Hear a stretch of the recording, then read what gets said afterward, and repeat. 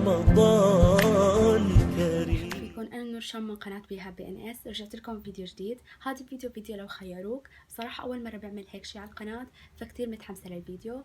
وهذا الفيديو بالتعاون مع قناة فاطمة، خليكم معها. مرحبا متابعين نورا، أنا اسمي فاطمة زهراء من قناة لايف فاتي، واليوم قررت أنا ونورا نسوي تحدي لو خيروك وبس. يلا خلينا نبدأ. فهي عطتني 3 لو خيروك وأنا عطيتها 3 لو خيروك، وهلا رح نختار من بيناتهم.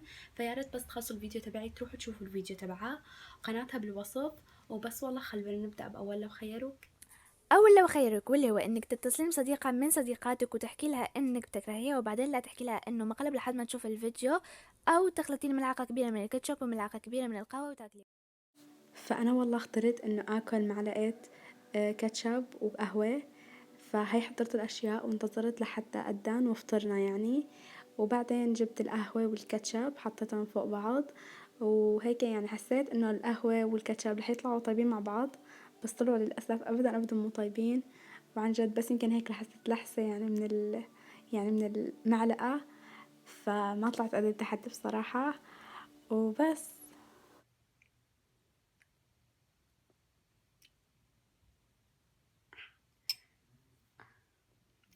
والتاني لو خيروك واللي هو إنك تاكلين بصل يعني كأنك تاكلي تفاحة، أو تقصين يعني أحلى قميص عندك أو أحلى يعني تيشيرت عندك. وأنا اخترت إنه أقص كنزة من كنزاتي، فجبت كم كنزة من عندي واخترت كنزة من بيناتهم، وهي الكنزة الرمادية. هديك السنة كنت كتير ألبسها وكنت كتير حبها، بس قلت خلاص رح غير الموديل. قصيتها من النص لأن حبيت يعني استفيد منها وما كبها يعني إنه حرام، فقصيتها من النص. والحمد لله نجحت بها لو خيروك. وبس.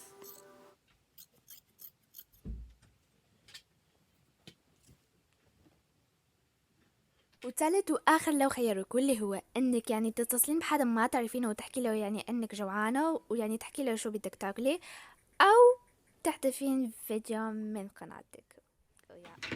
بصراحة آخر لو خيروك كانوا الاثنين صعبين، لأن عن جد أنا مستحيل أحكي مع حدا وأحكي له هالشي يعني.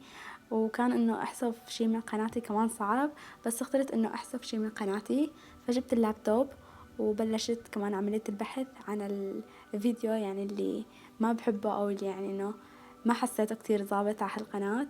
وبلشت هيك دور وآخر شي لقيت فيديو مساويته تقريبا من زمان يعني. ما عرفت شلون يعني احذفه من اللابتوب، فجبت تليفوني وحذفته. والحمد لله نجحت بهذا لو خيروك كمان.